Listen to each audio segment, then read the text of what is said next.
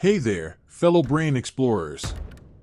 Are you tired of the endless brain fog, struggling memory, and feeling like your mental potential is locked away? Well, get ready, because I'm about to introduce you to a program that's here to break those barriers and unlock your superior brain health capabilities. Intrigued? So you have a choice to make. You can either click on the link in the description to bid farewell to brain fog now, or you can keep watching the video and discover the transformative journey ahead. Get ready to say goodbye to frustration and hello to a superior brain health, enhanced memory, and the mental wellness you've been craving. Buckle up, because this journey is going to reshape the way you think and live. Ever wished you could break free from brain fog, sharpen your focus, and remember even the tiniest details effortlessly? Well, that's exactly what Superior Brain Health is all about, a comprehensive program designed to guide you towards a smarter and superior brain health. Think of it as your ultimate toolkit for superior brain health empowerment. You'll dive into techniques that are as effective as they are intriguing. Imagine having access to a complete checklist that simplifies your brain-boosting journey, a mind map that paints a clear path to cognitive enhancement, and engaging audios and videos that bring your superior brain health training to life. And the best part? This program doesn't just stop at boosting brain power. You'll discover the secrets of emotional intelligence, delve into the fascinating world of nootropics, and gain insights into superior brain health dietary changes. It's an all-encompassing guide that sets you on the path to superior brain health. So, are you ready to unlock your brain's potential? Don't wait, because the link to this transformative program is right there in the description below. It's time to embark on a journey that could change the way you think, learn, and live. Get ready to optimize your brain, boost your memory, and experience the mental wellness you've been longing for. Click that link in the description, and let's dive into superior brain health together. Get started now, transform your brain health. Why don't we give a big warm welcome to Dr. Michael Greger!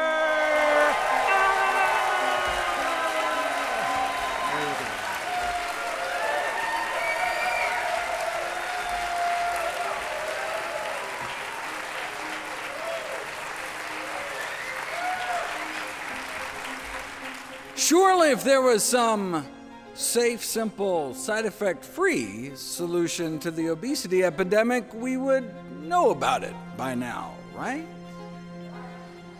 I'm not so sure. It may take up to 17 years before research findings make it into day-to-day clinical practice. To take one example that was particularly poignant for my family, heart disease. Decades ago, Dr. Dean Ornish and colleagues published evidence in one of the most prestigious medical journals in the world that our leading cause of death could be reversed with diet and lifestyle changes alone, yet hardly anything changed. Even now, hundreds of thousands of Americans continue to needlessly die from what we learned decades ago was a reversible disease. In fact, I'd seen it with my own eyes. My grandmother was cured of her end-stage heart disease by one of Dean's predecessors, Nathan Pritikin, using similar methods. So if effectively the cure to our number one killer of men and women could get lost down some rabbit hole and ignored, what else might there be in the medical literature that could help my patients, but just didn't have a corporate budget driving its promotion? Well, I made it my life's mission to find out. That's why I became a doctor in the first place and why I started my nonprofit site, nutritionfacts.org. Everything on the website is free. There are no ads, no corporate sponsorships, strictly non-commercial, not selling anything, just put it up as a public service, as a labor of love, as a tribute to my grandmother.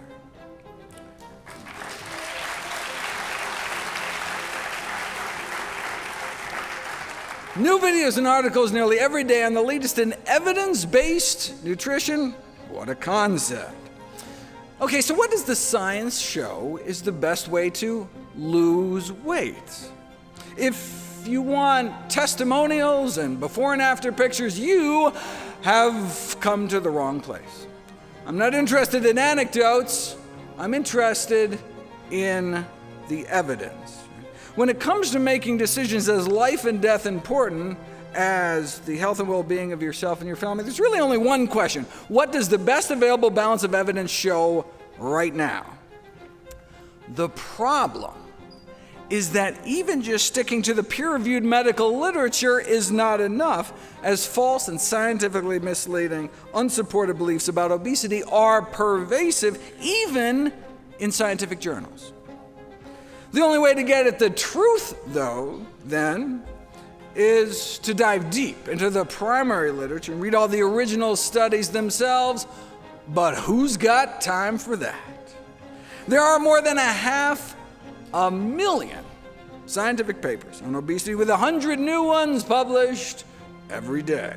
Even researchers in the field might not be able to keep track beyond their narrow domain. But that's what we do at NutritionFacts.org. We comb through tens of thousands of studies a year, so you don't have to. Very nice.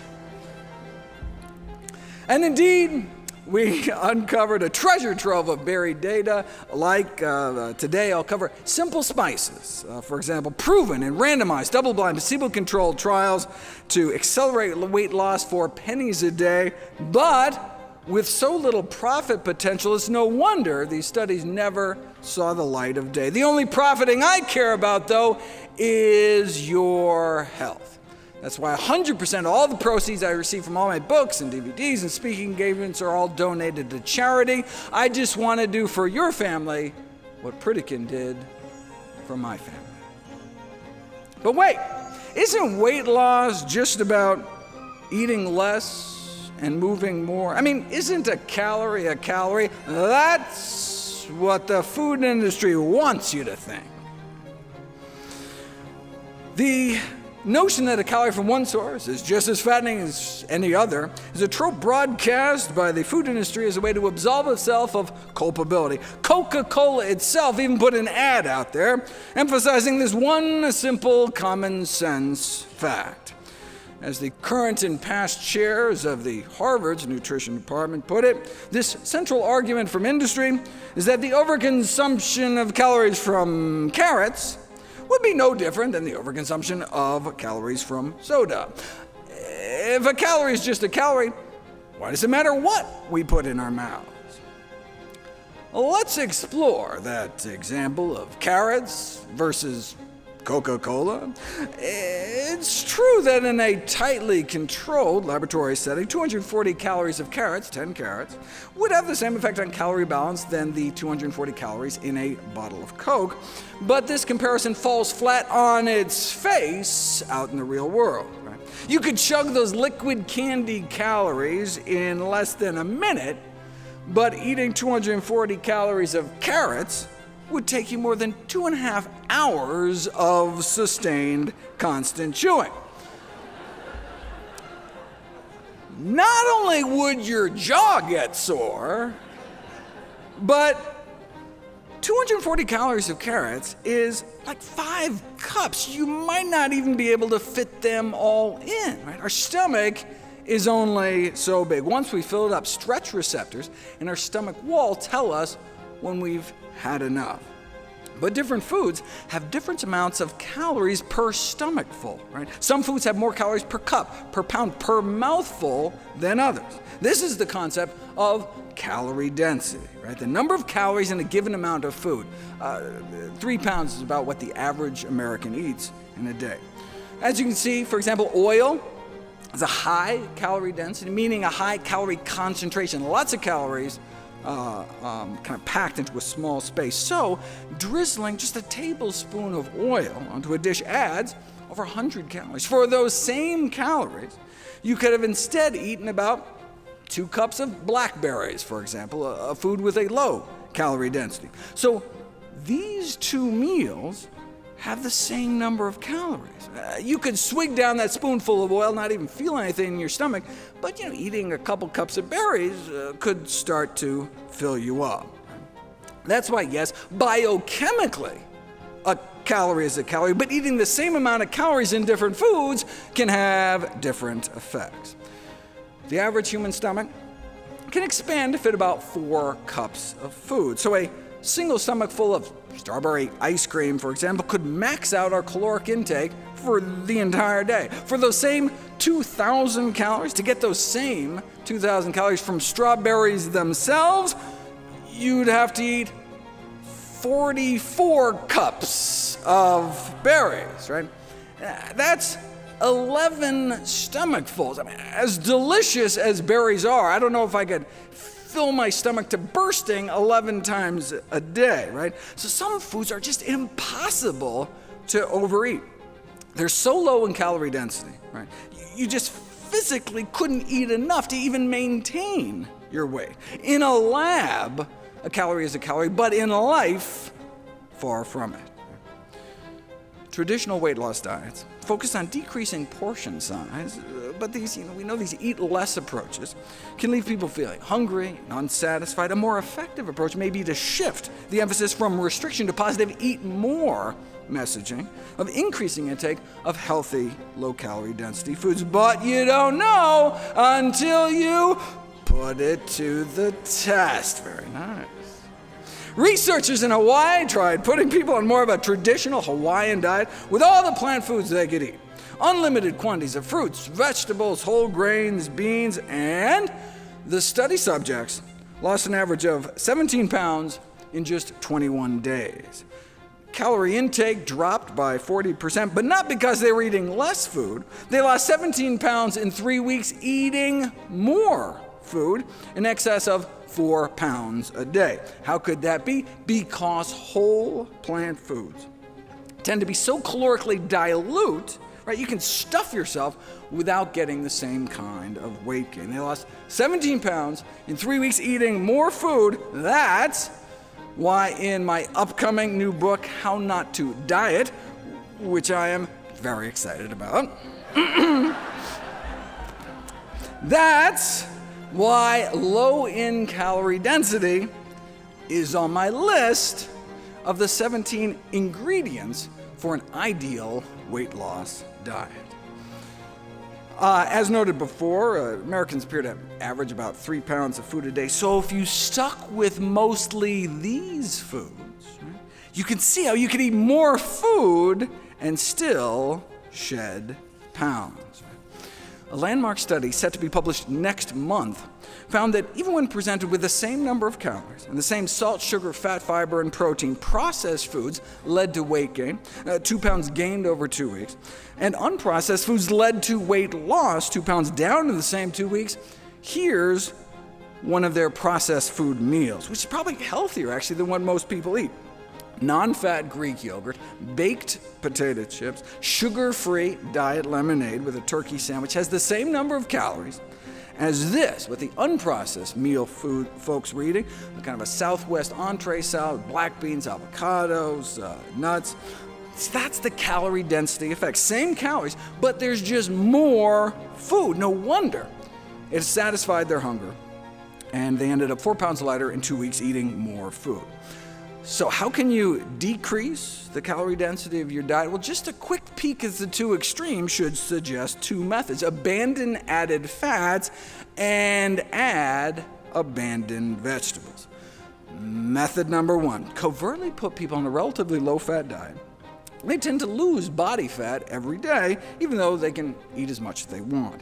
But if you instead give those same people the same meals, but this time sneak in enough extra fats and oils to change it to a high-fat diet, they gain body fat every day. In fact, in a famous prison experiment in Vermont, lean inmates were overfed up to 10,000 calories a day to try to experimentally make them fat.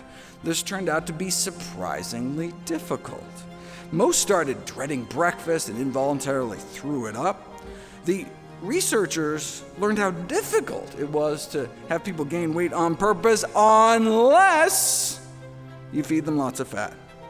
To get prisoners to gain 30 pounds on a regular diet, it took about 140,000 excess calories per a certain amount of body surface area. To get the same 30-pound weight gain just by adding fat to their diets, all they had to do was feed them about an extra 40,000 extra calories. When the extra calories were in the form of straight fat, it took as many as 100,000 fewer calories to gain the same amount of weight.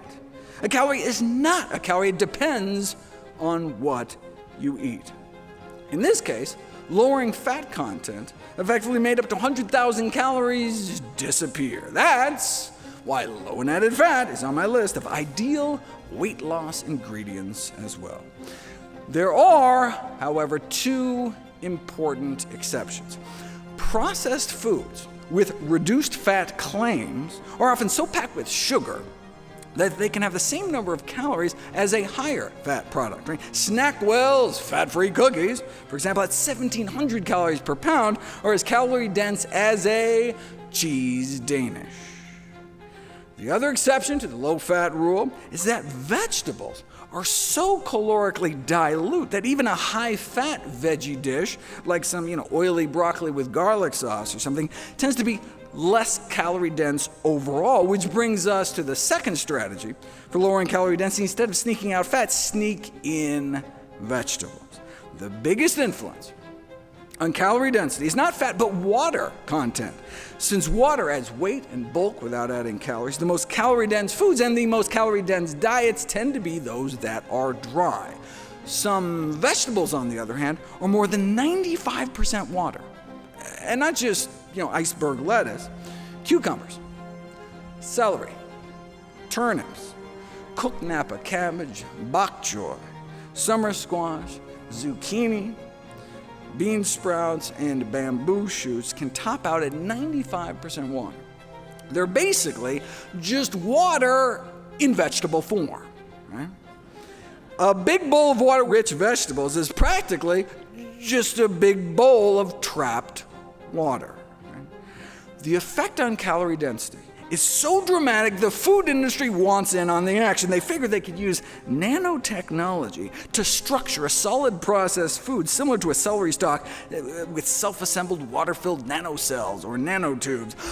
No need, as Mother Nature beat you to it. When dozens of common foods, pitted head-to-head for their ability to satiate appetites for hours, the characteristic most predictive was not how little fat or how much protein it had, but how much water it had. That was the number one predictor of how filling a food is. That's why high in water-rich foods is on my list too. Water-rich foods like vegetables topping the charts, with most more than 90% water by weight, followed by most fresh fruit, coming in around the 80s. Starchier vegetables, whole grains, and canned beans are mostly 70s, meaning 3/4 of their weight, pure water. In general, when it comes to water-rich foods, most whole plant foods float towards the top, most animal foods fall somewhere in the middle, and most processed foods sink to the bottom. In a famous series of experiments, researchers at Penn State decided to put water-rich vegetables to the test. Study subjects were served pasta and told to eat as much or as little as they'd like, and on average they consumed about 900 calories of pasta. Now, what do you think would happen if as a first course you gave them 100 calories of salad, composed largely of lettuce, carrots, cucumber, celery, and cherry tomatoes? Would they go on to eat the same amount of pasta and end up with a 1,000-calorie lunch, 900 plus 100? Or would they eat maybe 100 fewer calories of pasta, effectively canceling out the added salad calories? It was even better than that. They ate more than 200 fewer calories of pasta. Thanks to the salad, 100 calories in, 200 calories out. Right? So in essence, the salad had negative 100 calories. Preloading with vegetables can effectively subtract 100 calories out of a meal. Right? That's how you can lose weight, by eating more food. Of course, the type of salad matters. The researchers repeated the experiment, this time added a fatty dressing, extra shredded cheese, which quadrupled the salad's calorie density. Now, eating this salad as a first course didn't turn a 900-calorie meal into one with less than 800 calories. Instead, it turned it into a meal with calories in the quadruple digits, right? It's like preloading pizza with garlic bread, right? You can end up with more calories overall. Okay, so what's the cutoff?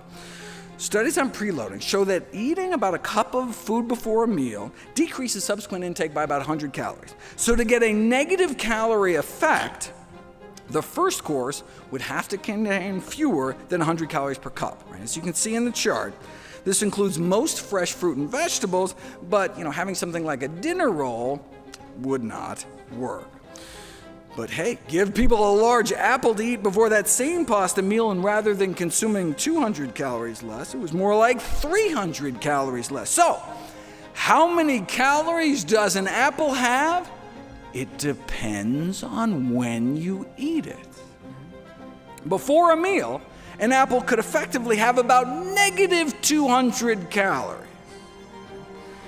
You can see the same thing giving people vegetable soup as a first course. Hundreds of calories disappear.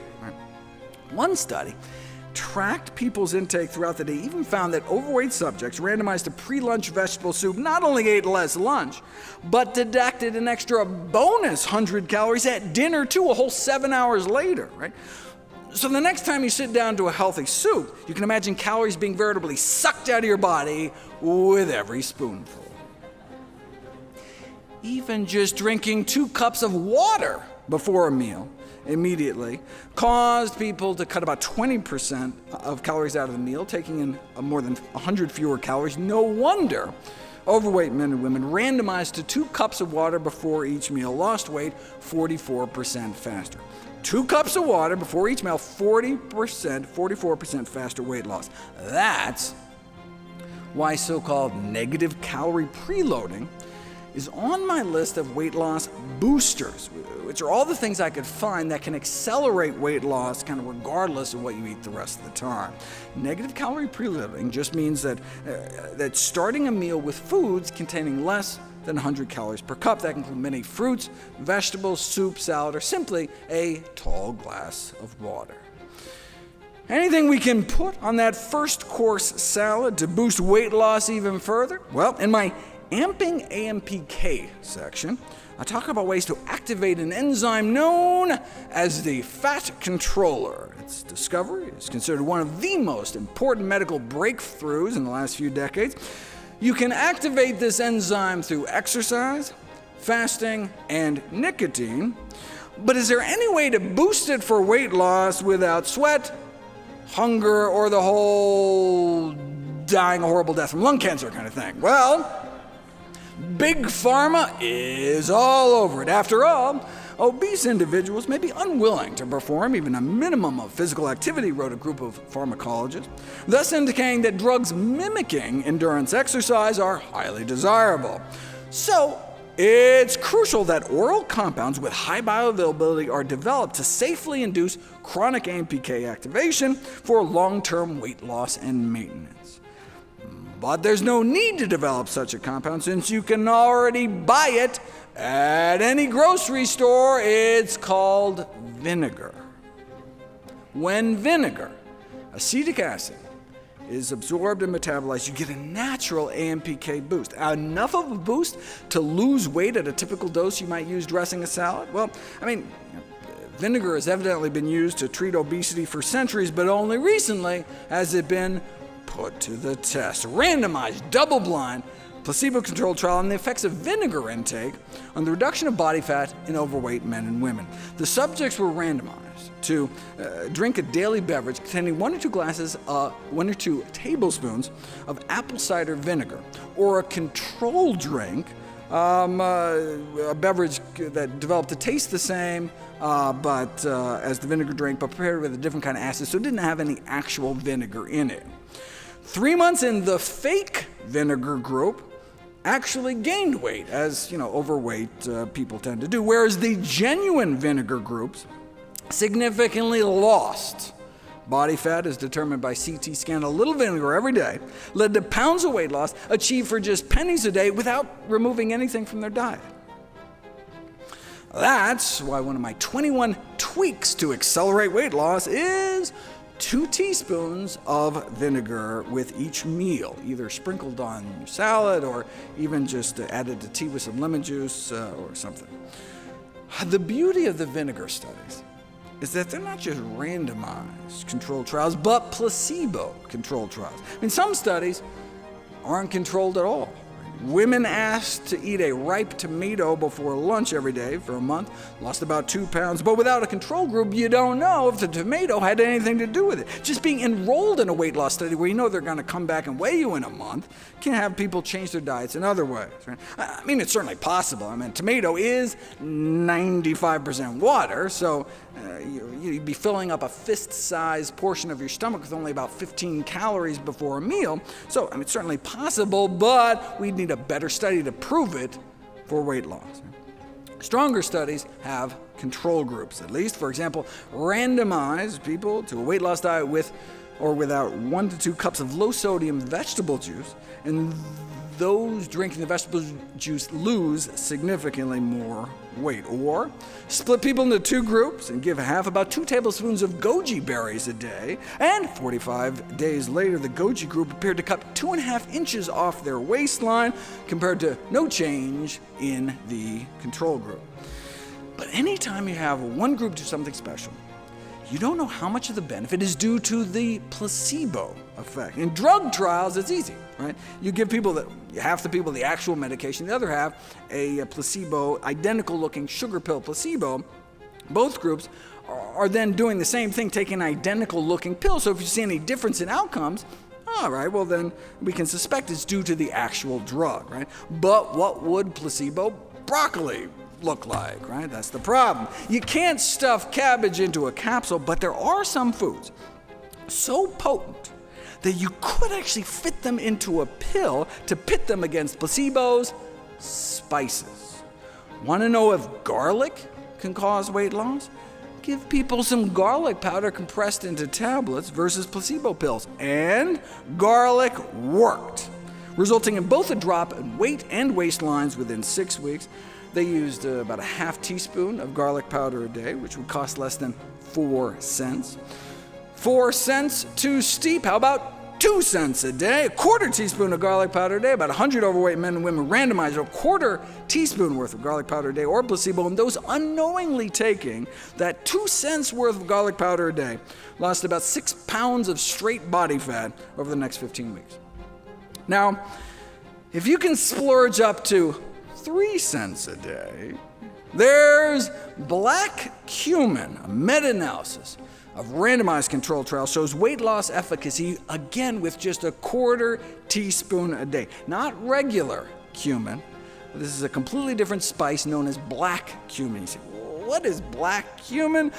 You obviously haven't been reading your Bibles. Described as a miracle herb, besides the weight loss, there are randomized controlled trials showing daily black cumin consumption significantly improves cholesterol and triglycerides, significantly improves blood pressure and blood sugar control. But I use it just because it tastes good. I just put black cumin seeds in a pepper grinder and grind it like pepper. With more than 1,000 papers published in the medical literature on black cumin, some reporting extraordinary results like dropping cholesterol levels as much as a statin drug. Why don't we hear more about it? Why weren't we taught about it in medical school? Right?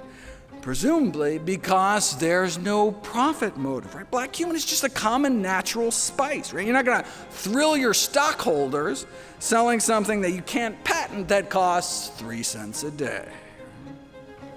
Or you can use regular cumin, the second most common popular spice on earth.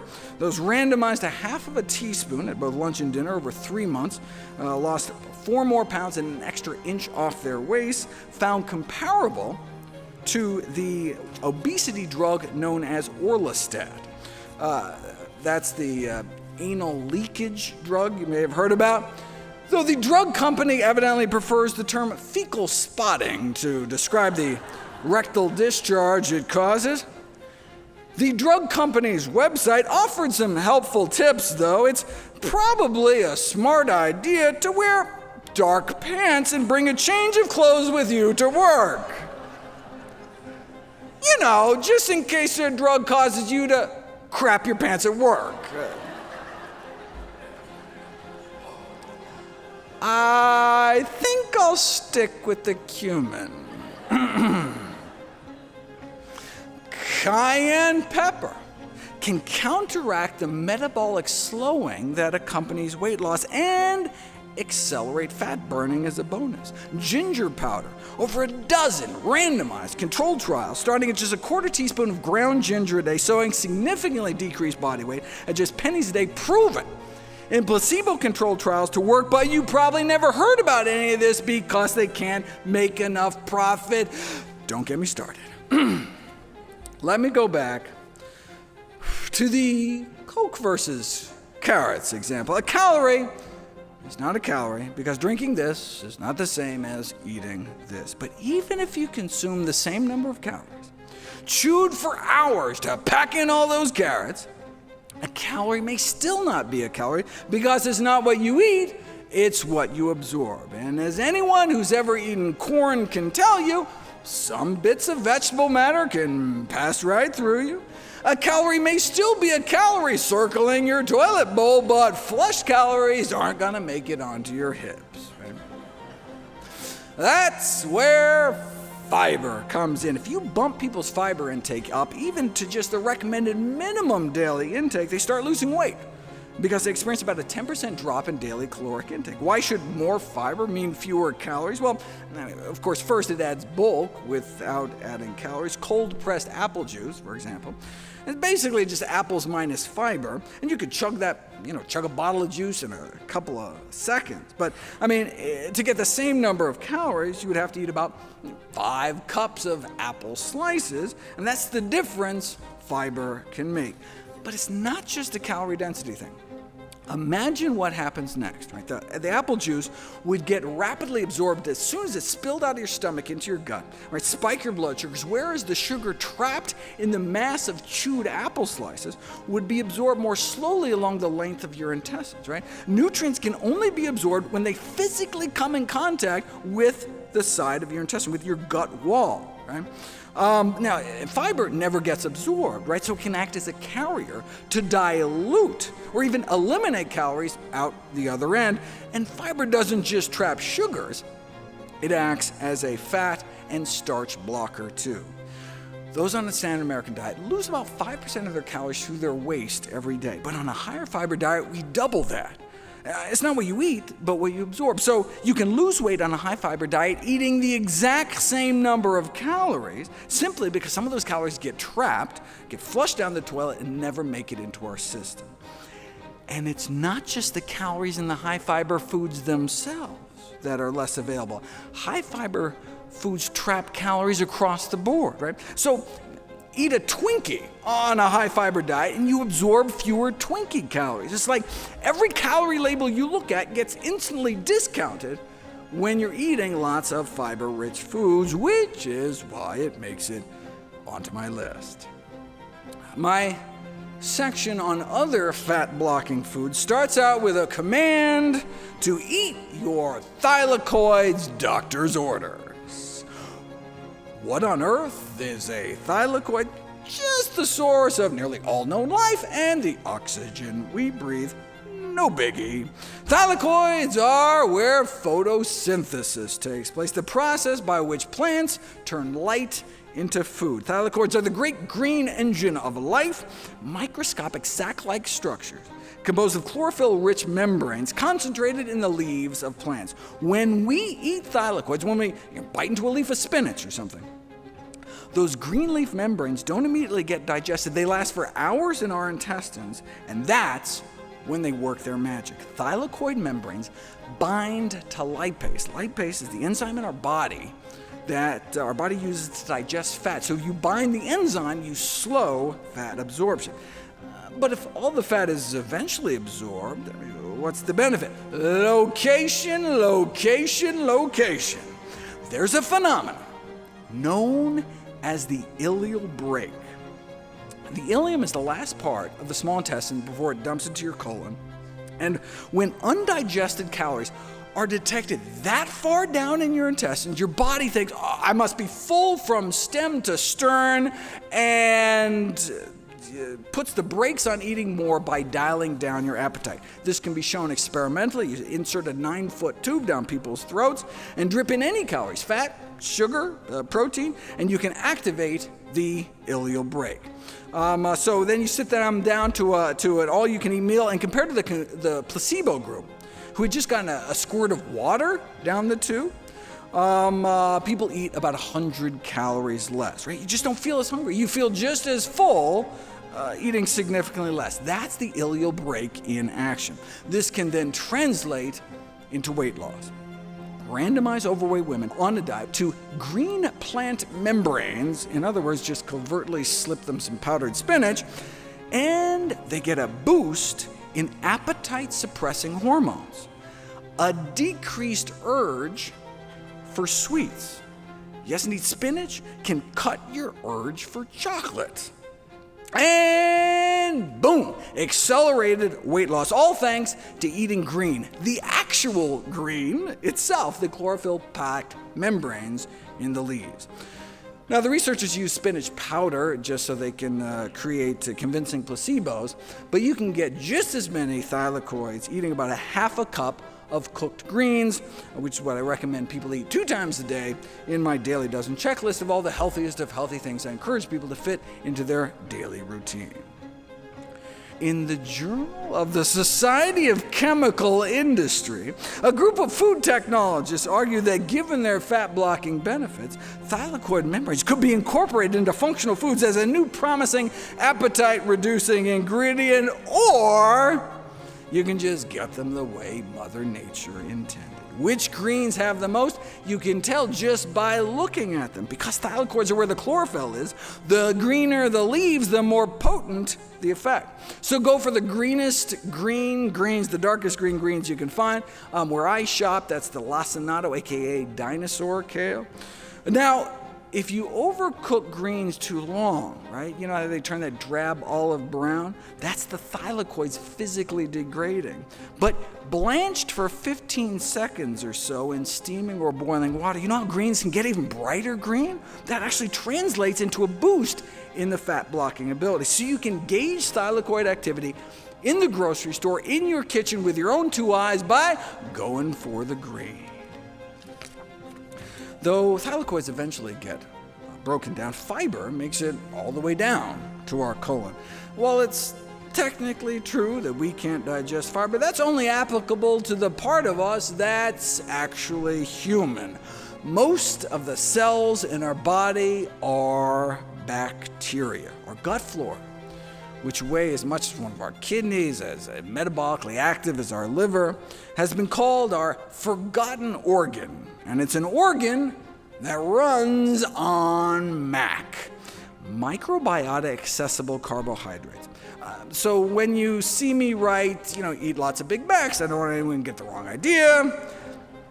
MAC is just another name for prebiotics, right? What our good gut flora eat. In other words, fiber. There's that fiber again. What do our good bacteria do with the fiber? We feed them and they feed us right back. They make short-chain fatty acids that get absorbed from the colon into our bloodstream, circulate through our body, and even make it up into our brain. Right? It's like the way our gut flora communicates with us, dialing down our appetite, all the while increasing the rate at which we burn fat and boosting our metabolism at the same time, all thanks to fiber. Check this out. Put people on a brain scanner, show them a high-calorie food like a donut, and the reward centers in their brains instantly light up. But if you repeat the experiment, but this time secretly deliver fiber-derived short-chain fatty acids directly into their colon, you get a blunted reward center response. And subjects report that high-calorie foods just seem less appetizing, and subsequently ate less of an all-you-can-eat meal. but fiber supplements like Metamucil don't work, which makes sense because they're non-fermentable, meaning our gut bacteria can't eat them. So yeah, they can improve bowel regularity, but can't be used by our good bacteria to make those compounds that can block our cravings. For that, we have to actually eat real food. Our good gut bugs are trying to help us, right? But when we eat a diet deficient in fiber, we are in effect starving our microbial self. Less than 5% of Americans reach even the recommended minimum daily adequate intake of fiber. No surprise, since the number one sources are beans and whole grains. And 96% of Americans don't even reach the recommended minimum intake of legumes, which are beans, split peas, chickpeas, and lentils. And 99% don't reach the recommended minimum for whole grains. Most people don't even know what fiber is. More than half of Americans surveyed think that steak is a significant source of fiber. However, by definition, fiber is only found in plants. There's zero fiber in meat, eggs, or dairy, and typically little or no fiber in processed junk, and therein lies the problem. But, wouldn't at least the protein in that steak fill you up? Surprisingly, even a review supported by the meat, dairy, and egg industries acknowledged that protein intake does not actually translate into eating less later on, whereas you eat a fiber-rich whole grain for supper, and it can cut your calorie intake more than 12 hours later at lunch the next day. You feel full 100 calories quicker the following day because by then, your good gut bugs are feasting on the same bounty and dialing down your appetite.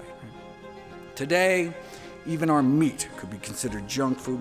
For more than a century, one of the great goals of animal agriculture has been to increase the carcass fat content of farm animals. Take chicken, for example. 100 years ago, the USDA determined chicken was about 23% protein by weight and less than 2% fat. Today, chickens have been genetically manipulated through selective breeding to have about 10 times more fat. Chicken Little has become Chicken Big, and maybe making us bigger too.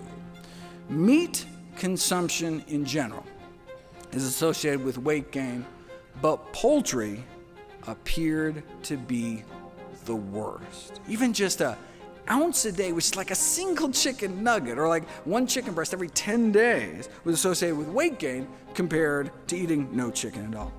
It's funny, when the meat industry funds obesity studies on chicken, they choose for their head-to-head comparison foods like cookies and sugar-coated chocolates. This is a classic drug industry trick to try to make your product look better by comparing it to something worse. Apparently, just regular chocolate wasn't enough to make chicken look better. But what happens when chicken is pitted against a real control, like chicken without the actual chicken? Chicken's out. Both soy-based proteins and corn, which is a plant-based meat made from the mushroom kingdom, were found to have stronger satiating qualities than chicken. Feed people a chicken and rice lunch, and 4.5 hours later they'd eat 18% more of a dinner buffet than had they instead been given a chicken-free chicken and rice lunch. These findings are consistent with childhood obesity research that found that meat consumption seemed to double the odds of school children becoming overweight compared to the consumption of plant-based meat products. Whole food sources of plant protein, such as beans, did even better, though, associated with cutting in half the odds of becoming overweight. So that's why I consider these kinds of plant-based meats more of a useful stepping stone towards a healthier diet rather than the kind of end game goal ideal. Part of the reason plant-based meats may be less fattening is they cause less of an insulin spike. A meat-free chicken like corn causes up to 41% less of an immediate insulin reaction. It turns out animal protein causes almost exactly as much insulin release as pure sugar. just adding some egg whites to your diet can increase insulin output as much as 60% within 4 days. And fish may be even worse. Why would adding tuna to mashed potatoes spike up insulin levels, but adding broccoli instead cut the insulin response by about 40%? It's not the fiber, since giving the same amount of broccoli fiber alone provided no significant benefit. So why does animal protein make things worse, but plant protein make things better? Plant proteins tend to be lower in the branched chain amino acids, which are associated with insulin resistance, the cause of type 2 diabetes. You can show this experimentally. Give some vegans branched chain amino acids, you can make them as insulin resistant as omnivores, or take some omnivores and put them even through a 48-hour vegan diet challenge, and within 2 days, you can see the opposite, significant improvements in metabolic health. Why? Because decreased consumption of branched chain amino acids improves metabolic health. Check this out. Those randomized to restrict their protein intake were averaging literally hundreds more calories a day, so they should have become fatter, right? But no, they actually lost more body fat.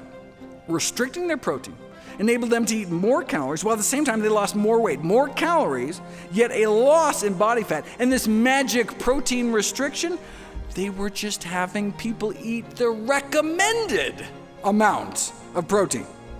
So maybe they should have just called this group the normal protein group, or the recommended protein group, and the group that was eating more typical American protein levels and suffering because of it, the excess protein group. Given the metabolic harms of excess branched chain amino acid exposure, leaders in the field have suggested the invention of drugs to block their absorption, to promote metabolic health and treat diabetes and obesity without reducing caloric intake. Or we can just try not to eat so many branched chain amino acids in the first place.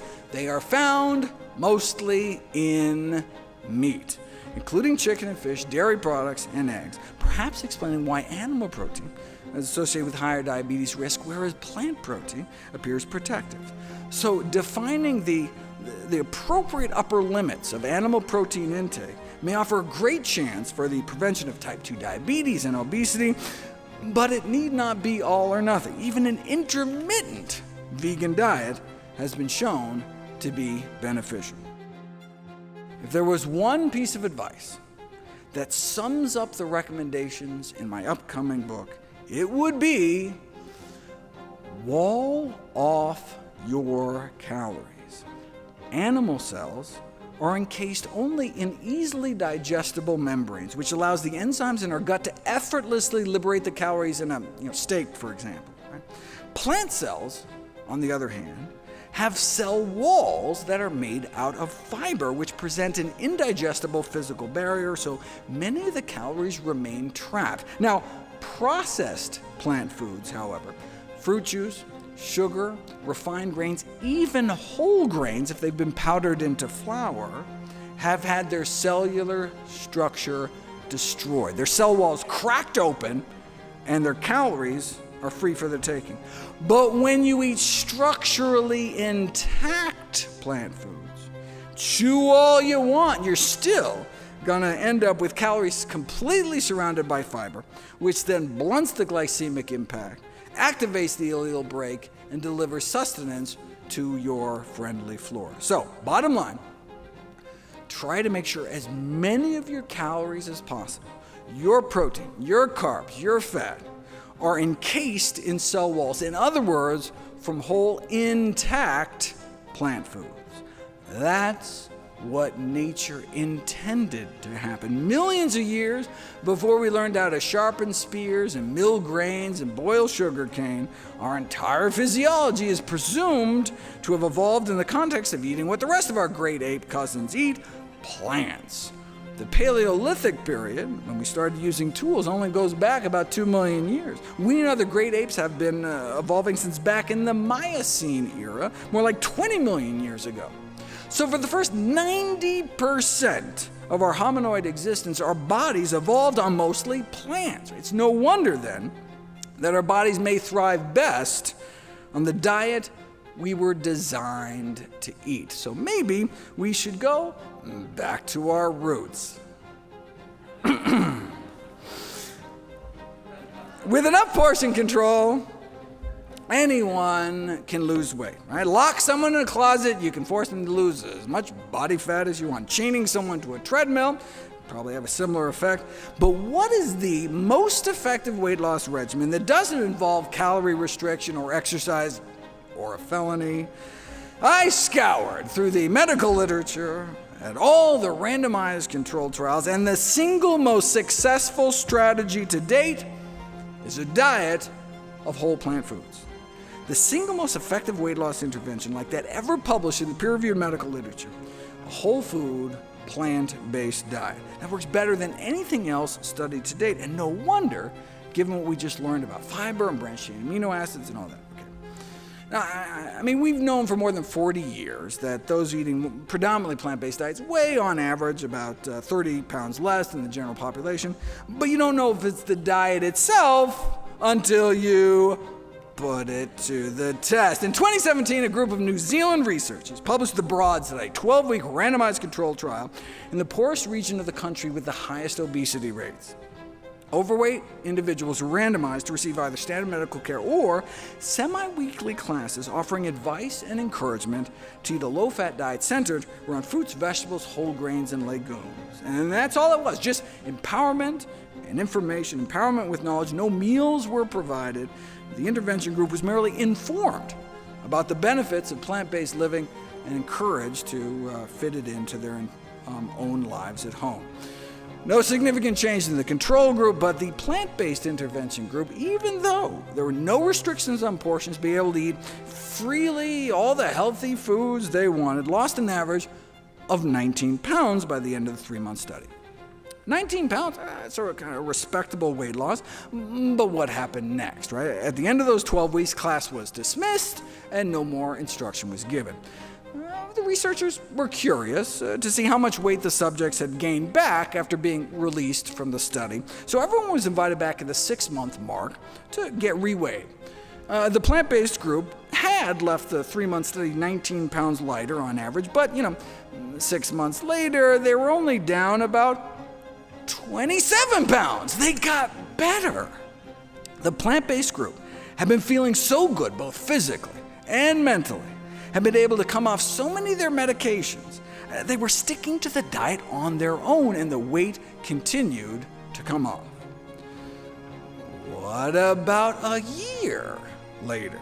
Even in studies that last a whole year, where people are coached to stay on a particular diet for the entire year's time, by the end of the year, any initial weight loss typically tends to creep on back. The Broad study only lasted 3 months, yet after it was all over, those who had been randomized to the plant-based group not only lost dozens of pounds, but they kept it all. They not only achieved greater weight loss at 6 and 12 months than any other comparable trial. That was months after the study had already ended. Right?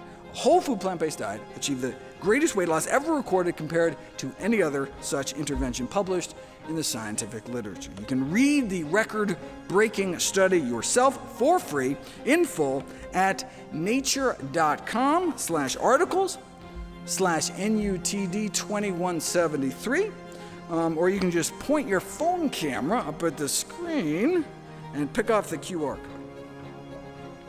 Any diet that results in reduced calorie intake can result in weight loss. I mean, dropping pounds isn't so much the issue. The problem is keeping them off. Right? And a key difference between plant-based nutrition and more traditional approaches to weight loss is that people are encouraged on plant-based diets to eat ad libitum, meaning as much as you eat, as much as you want. No calorie counting, no portion control, just eating. Right? The strategy is to improve the quality of the food rather than restricting the quantity of the food.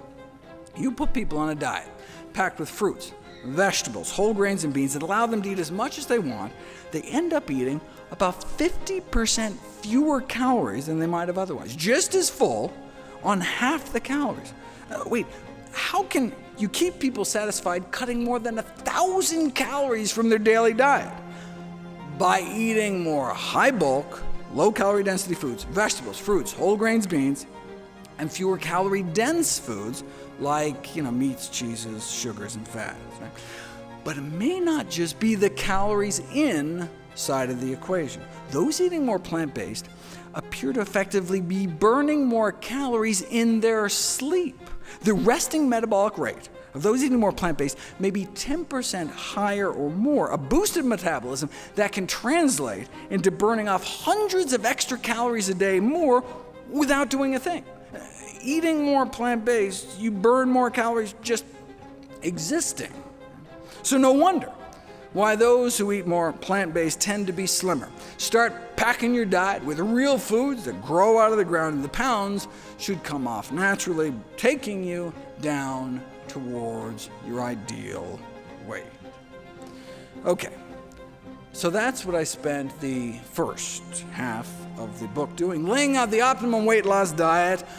Plant yourself. Then I spend the second half of the book on all the tools I unearthed to drive further weight loss for any stubborn pounds that remain. We already learned that a calorie is not necessarily a calorie. 100 calories of chickpeas, right, has a different impact than 100 calories of chicken or chiclets based on factors like absorption and appetite. But in this second half, I go a step further and explore how even the exact same foods eaten differently can have different effects. Even if you eat the same amount, even if you absorb the same amount, a calorie may still not be a calorie. It's not only what we eat, but how and when. Just to give you a taste, the exact same number of calories at breakfast are significantly less fattening than the same number of calories at dinner. What? That's just mind-blowing, right? Same calories, different weight loss. A diet with a bigger breakfast causes more weight loss than the same diet with a bigger dinner. So my recommendation to stop eating after 7 p.m. is not just because, I'm afraid people are mindlessly snacking on the couch or something. The same snack at night is literally more fattening than eating the exact same snack during the daytime. All thanks to our circadian rhythms, our chronobiology, something I spend a whole chapter about. Some of the sleep data is really crazy too. Overweight adults were randomized to 8 weeks of either a calorie-restricted diet or the same diet combined with 5 days a week of just 1 less hour of sleep a night. Now, they ended up sleeping an hour later on the weekend, so overall just cut 3 hours of sleep out of their week. Now, surely, 3 hours a week of sleep difference is not going to change how much weight they lost, right? And on the scale, that was true. But in the normal sleep group, 80% of the weight loss was fat, whereas in the group missing just a few hours of sleep, it was the opposite, with 80% of the loss being lean body mass, right? So, you snooze, you lose fat. A few hours of missed sleep seemed to totally flip fat loss on its head, but just looking at the scale, you wouldn't know it. It's like when people fast. Stopping eating completely for a week or two can cause more weight loss than just restricting your calories. Duh, right? But paradoxically, it may actually lead to less loss of body fat. Wait, how can eating fewer calories lead to less fat loss? Because during fasting, your body starts cannibalizing itself and burning your own protein for fuel. The scale made it look as though they were doing better when they were fasting, but the reality is they were doing worse. They would have lost more body fat if they had kept eating. They would have lost more body fat eating more calories. Right? Short-term fasting can interfere with body fat loss, not accelerate it, and you see the same thing with the keto diet. Body fat loss actually slows down when you switch to a ketogenic diet. Just looking at the bathroom scale, though, the keto diet seems like a smashing success, losing less than a pound a week on a regular diet to, boom, 3.5 pounds in 7 days after switching to keto. But what was happening inside their bodies told a totally different story. on the ketogenic diet, their rate of body fat loss was slowed by more than half. So most of what they were losing was water, but they were also losing protein. They were also losing lean mass. That may help explain why the leg muscles of CrossFit trainees placed on a ketogenic diet can shrink as much as 8% within 2 months. Of course, even if keto diets work, the point of weight loss is not to fit into a skinnier casket. Right? People whose diets even tend to trend that way appear to significantly shorten their lives. On the other hand, even just drifting in the direction of eating more healthy plant foods is associated with living longer, right? Those going the other way, though, those who start out more plant-based but then add meat to their diet at least once a week, not only appear to double or triple their odds of diabetes, stroke, heart disease, and weight gain, but may also suffer an associated 3.6-year drop in life expectancy. That's going from no meat to just once a week meat or more. Low-carb diets have been shown to impair artery function and worsen heart disease, whereas whole food plant-based diets have been shown to actually reverse heart disease. That's what Ornish used. Right? So it appears to be the most effective weight loss diet, just so happens to be the only diet ever proven to reverse heart disease in the majority of patients. Right? My grandma didn't have to die like that. Yeah, no one's grandma has to die like that. If that's all a plant-based diet could do, reverse the number one killer of men and women, shouldn't that be the default diet until proven otherwise? And the fact that it can also be so effective in treating, arresting, or reversing other leading killers like type 2 diabetes and high blood pressure would seem to make the case for plant-based eating simply overwhelming. Only one diet has ever been shown to do all that, a diet centered around whole plant foods. You don't have to mortgage your health to lose weight. The single healthiest diet also appears to be the most effective diet for weight loss. After all, permanent weight loss requires permanent dietary change. I mean, healthier habits just have to become a way of life. And if it's going to be lifelong, you want it to lead to a long life. Thankfully, the single best diet proven for weight loss may just so happen to be the safest, cheapest way to eat for the longest, healthiest life. Thank you. Click that link in the description and let's dive into superior brain health together. Get started now, transform your brain health.